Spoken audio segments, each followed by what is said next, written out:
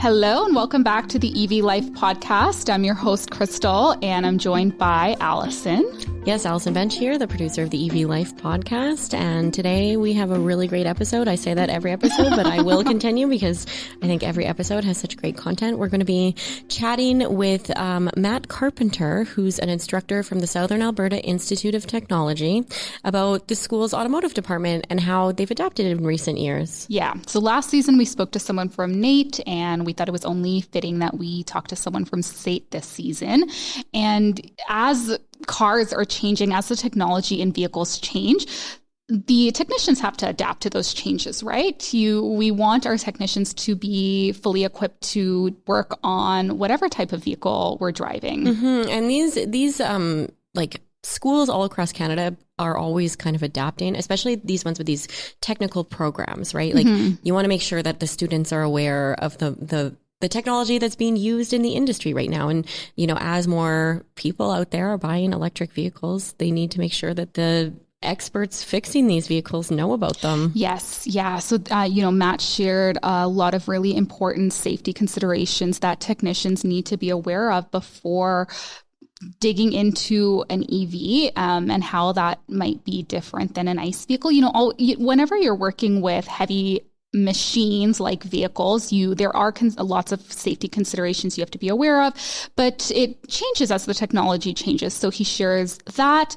He shares a bit about how the vehicles are the same and just how, like you mentioned, they're preparing their technicians for these changing technologies. Mm-hmm. Yeah, and it's just nice to hear from someone who works on vehicles every day, talk about those kind of more technical aspects of it. And I understand that you also chatted about regenerative braking, yes, which I know is something that a lot of people are curious about.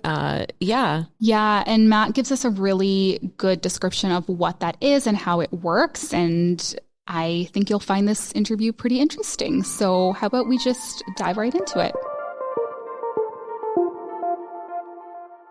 Hi, Matt. Thank you for joining me on the EV Life podcast. Hi, Crystal. Pleasure being here. Thank you. So we're so excited to talk to you today. But before we kind of get into, the good stuff, can you just tell us a little bit about your role as an instructor at SAIT and what courses you teach? Sure. I've gone through the gamut at SAIT. I've been here about 20 years. 10 of those years were in management, where I was overseeing the entire automotive department. For the years that I instructed, and I am currently an instructor, I've taught in the apprenticeship program. I've taught in our AST diploma program. I've taught some pre-employment, and I've done some corporate training. So I've kind of gone through the rundown of the entire area of automotive service training.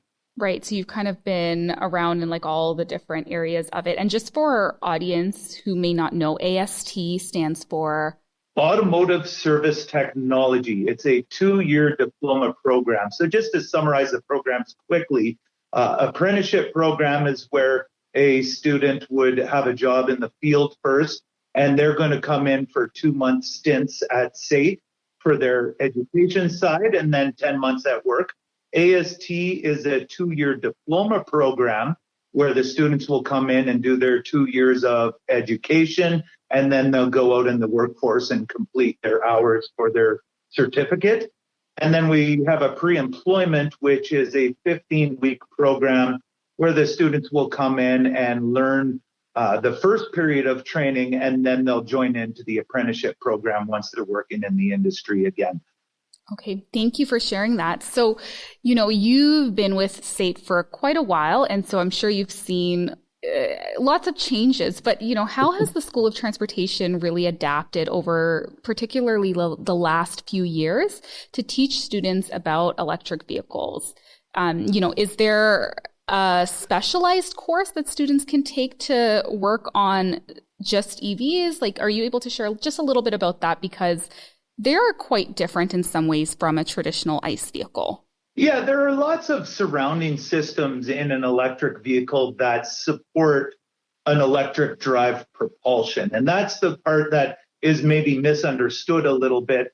The brake system has to be slightly different, where electrically it can apply the brakes without any of the hydraulic activity taking place when you push the pedal.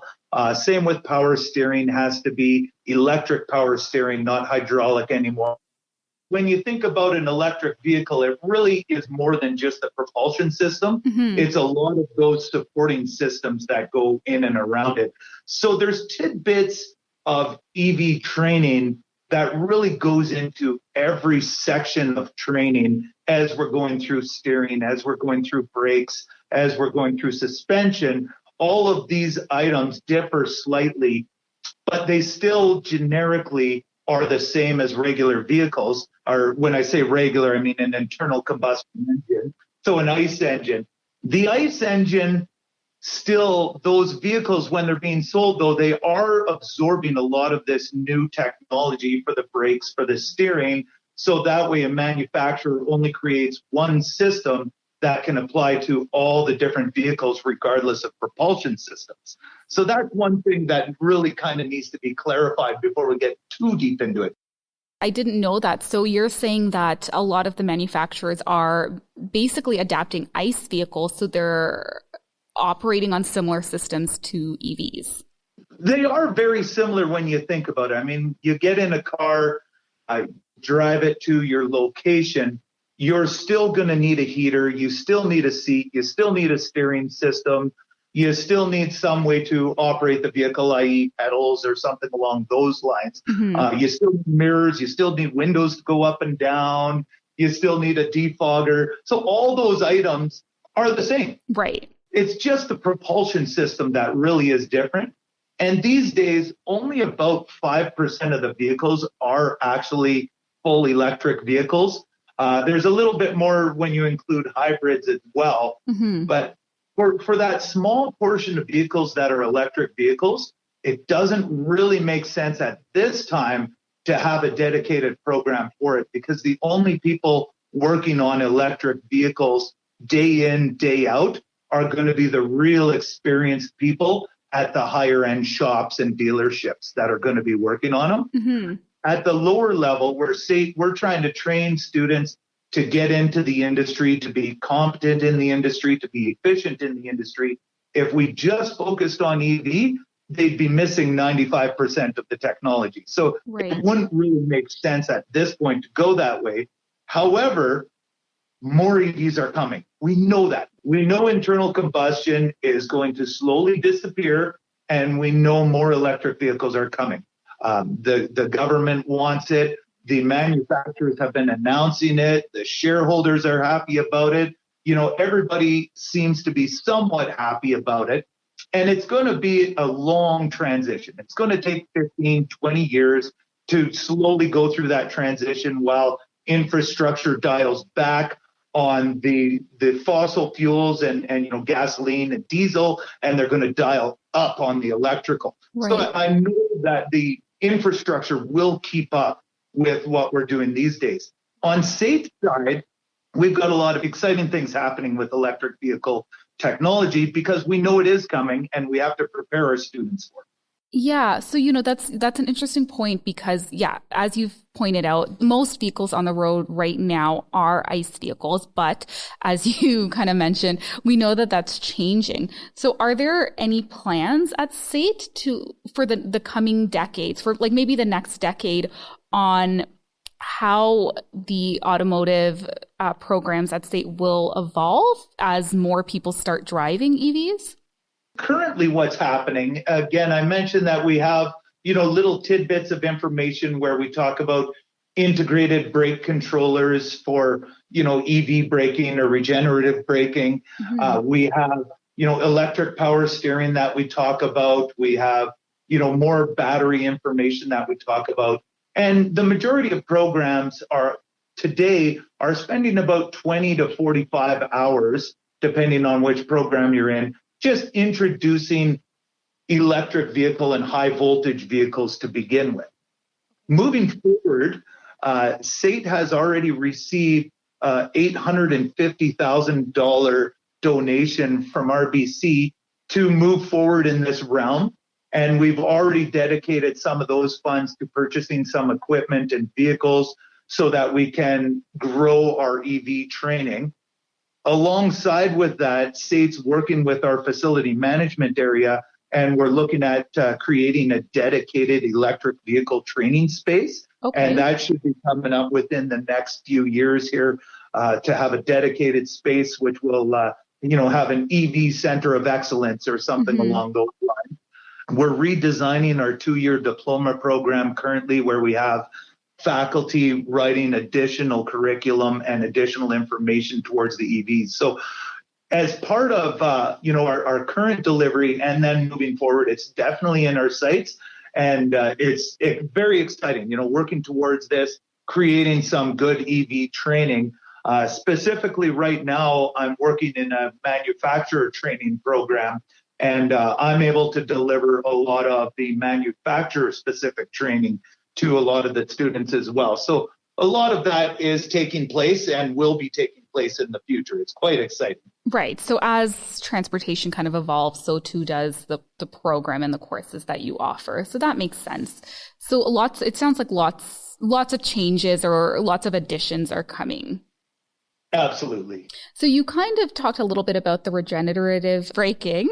Can you just explain a little bit more about what that is and the types of considerations a technician needs to be aware of before beginning repairs on a car that utilizes that type of system? Sure. I'll just kind of sum up the technology to begin with so we know what we're talking about. Okay. The concept of braking is traditionally you would take friction materials, squeeze it on a disc, and it would dissipate heat by slowing the disc down. So you're taking the energy from the fuel, the propulsion, moving the vehicle forward, and we're transforming it into heat to slow the vehicle down and then throwing the heat away into the air. Okay. The concept of regenerative braking is to not lose that energy, which we've been throwing away as heat for years. So what happens with the vehicles that have regenerative braking? So this would be many hybrids and electric vehicles, high voltage vehicles, even so much as a lot of heavy equipment have some interesting regenerative processes with accumulators.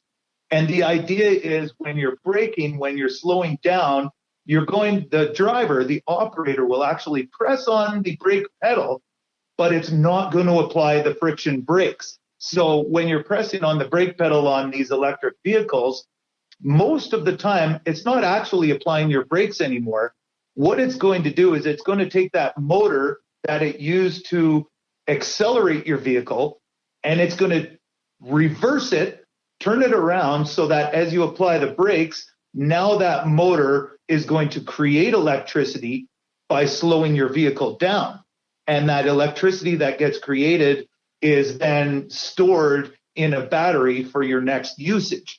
So the same way that we use the energy from the battery to drive the vehicle, slowing the vehicle down, we're taking that energy, recreating electricity, and putting it back in the battery to regenerate the battery as part of the braking. What an interesting concept. It's excellent, and it makes complete sense. Yeah. When you think about throwing all this heat away, it doesn't really make any sense because you've paid money for fuel and now you're throwing the energy away. Right. So it really is a novel concept, and it makes sense in all essence of the manner. The problem is now, though, every vehicle to date, when you press the brake pedal, it's connected to a hydraulic system that's going to apply the brakes. Now, when you apply the brakes, it's going to connect to an electrical sensor, and that sensor will then determine how much braking you require. And then the vehicle will make a determination on, are we going to just do regenerative braking, or are we just going to do friction brakes, or is it going to do a combination of both? Because it can apply the friction brakes on its own, and it can do regenerative on its own. Okay. All you've done as a driver is provide an input to how much braking you require, and then the vehicle will make a decision on what's the best way to slow that vehicle down. Now, electric vehicles, all vehicles, I should say, still have hydraulic brake systems, because if you lose electricity, you still need to stop the vehicle. So there is always a backup emergency system to Okay. brake the vehicle. That's important to know. Absolutely. And that's why there is still a full hydraulic braking system, just for that reason there. Okay. So the considerations a technician would need to know is really based on the idea that the vehicle can apply the brakes whenever it wants. Many vehicles now have, a hill start feature where you let off, if you stop on a hill at a light and you let go of the brake pedal, the vehicle will actually hold the brakes until you apply the accelerator so that you can move forward again. So the vehicle is able to apply the brakes even when you don't know that it's applying the brakes.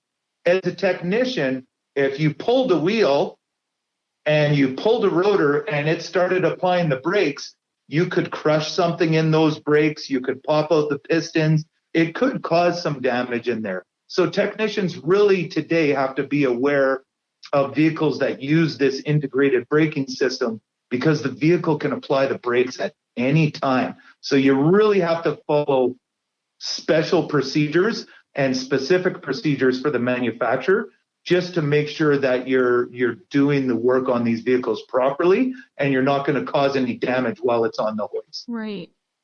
That's good to know. And then, are there other specialized systems in EVs that, even an experienced automotive technician might not know how to repair? There's new technology that comes out just about every day. That's what makes the trade really exciting. A good example for one small example of this, when you do an alignment on a vehicle, you have to kind of roll the vehicle a little back and a little forward to set the sensors and kind of make the alignment machine work properly. Right. And some vehicles now, when they detect that the key is off and the vehicle starts rolling, it'll apply the brakes. So you have to disable that system in order to roll the vehicle forward and backward so that you can do the alignment. Right. As far as steering goes, many vehicles with this electric steering, they have the ability to sense the lane. They have the ability to have electric power steering. So vehicles will keep their lane. So you've heard of, autonomous vehicles and the lane keep and lane avoidance, all sorts of technology regarding it. Well, it will turn your steering wheel even when you don't want it to turn your steering wheel at times. So as a technician, we want to know how the base vehicle is operating before all that technology goes in and corrects the vehicle. Right. So there's a lot of little things like that technicians need to stay caught up on. Whether you're experienced and been in the trade for a long time like myself, or whether you're new in the trade, all these little details are unique to manufacturers, unique to certain vehicles, and it is a lot of work to stay ahead of it. But in my opinion, it's fun. It's not work. It's enjoyable. Yeah. So, okay, one of the concerns that I've heard from people who are maybe considering purchasing an EV is they don't feel that they can take it to any mechanic shop, right? They think that they need a specialized mechanic, somebody who has that experience specifically working with EVs. From your perspective, a mechanic who is maybe just, like you said, there are always new technologies coming out and it's kind of on the technician to stay up to date and kind of learn about these new technologies. Do you think, if I went out and I purchased an EV, how confident can I be just taking it to any mechanic shop, or do I need to do my research and go to a shop that has experience specifically working with EVs? You would want to bring it to somebody who's got experience working with EVs. To put it as bluntly as possible, the majority of hybrid and electric vehicles, they're holding upwards of 300 volts direct current, and that will very quickly kill someone.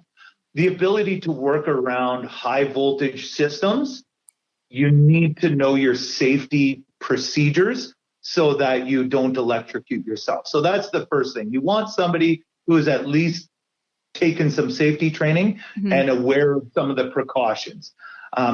Furthermore, these vehicles, not just these vehicles, all vehicles have incredible data technology, computer technology, networking capabilities. And EVs, because they're most recently created, all of them have this high-end technology. So you will want to bring it to a place that has the ability to work on some of this advanced technology with the networking and communication that goes in between these vehicles. Absolutely. You should bring it to somebody who knows what they're doing. Okay, Yeah. good to know. Thank you for clarifying.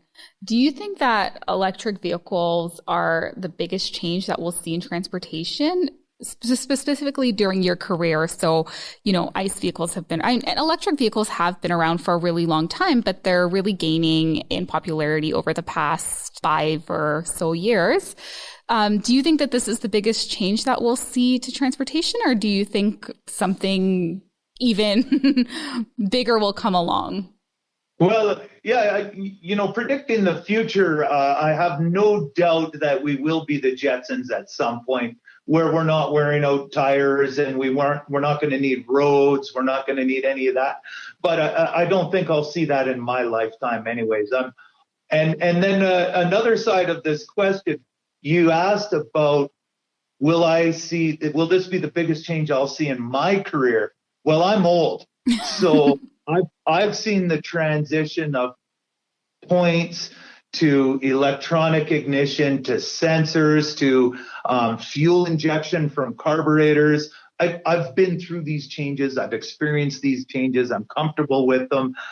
So I've gone through a lot of changes over the years. And one thing I've learned about the automotive industry, about every 5 to 7 years, vehicles are darn near new. Mm-hmm. They're darn near brand new vehicles again. New sensors, new technologies are coming out all the time. So the transition rate in automotive has always been so fast. For an industry that's really only been around about 110 years, for a strong part of the industry, it's transitioned considerably. And even you would know that when you think back of the vehicles that we were driving in when our parents were driving and we're sitting in the back seat are way different than the vehicles that we're currently operating today. So with that said, we've seen huge changes and we're going to see huge changes. I have no doubt about that. However, the transition of getting rid of internal combustion engines and going to some other type of propulsion, whether it be an electric propulsion or whether we have some other type of system that comes up in the future, I don't know. Really what we're changing is the engine and the transmission. The rest of the vehicle, you still need your wheel bearings. Again, you still need brakes, still need steering, still need tires. And those are all common amongst all the vehicles, not just electric vehicles. However, the biggest change and the biggest fear that I have with a lot of the youth getting into the trade is dealing with this 300 volts. And I really just want to implore that everybody is safe out there and nobody gets into something they shouldn't be getting into. These batteries, when you take them out of a vehicle and you open up the lid, that's 300 volts sitting there. You can't just lick your fingers and start touching. I hope not. All right. So Matt, how far away do you think we are from being like the Jetsons? I think we're 15 years away from being dominant in electric vehicles for common people to purchase.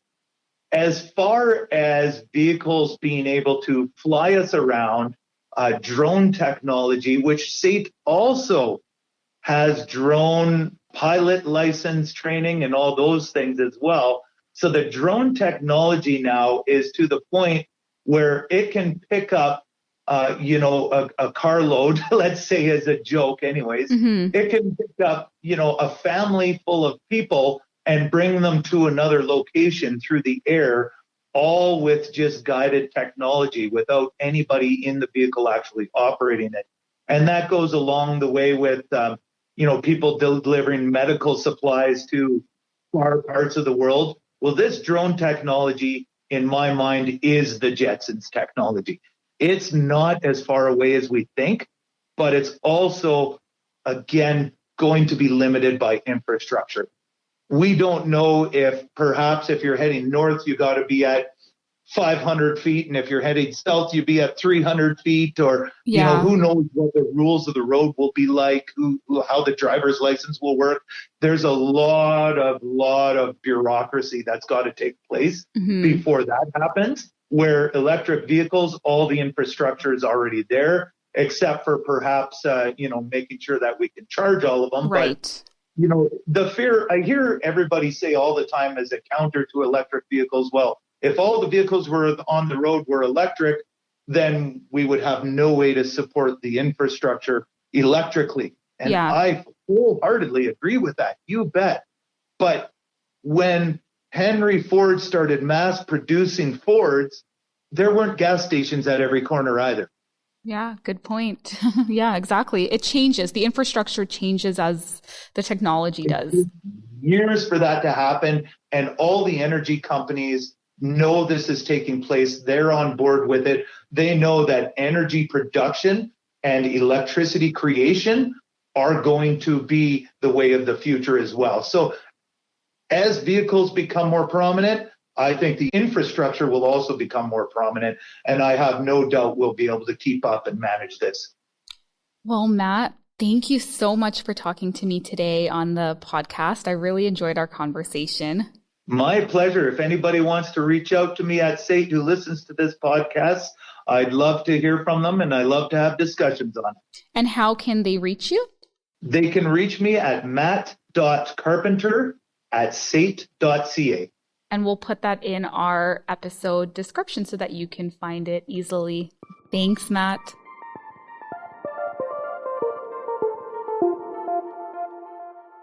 That was my conversation with Matt Carpenter from SAIT. I hope you enjoyed it. And as always, if you'd like to get in touch with myself or Allison, make sure to join our EV Life community on the AMA mobile app. And don't forget to subscribe to the podcast wherever you listen to us so you never miss an episode. We have new ones coming out every Monday. So we'll talk to you next week.